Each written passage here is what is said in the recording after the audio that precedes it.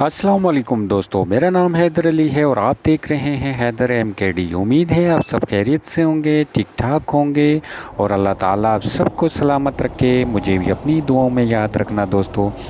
आज एक नई वीडियो के साथ आप दोस्तों की खिदमत में हाज़िर हुआ हूँ। उम्मीद है आप दोस्तों को ये वीडियो पसंद आएगी। सबसे पहले आप सब दोस्तों को इस वीडियो में खुशामदीद कहते हैं।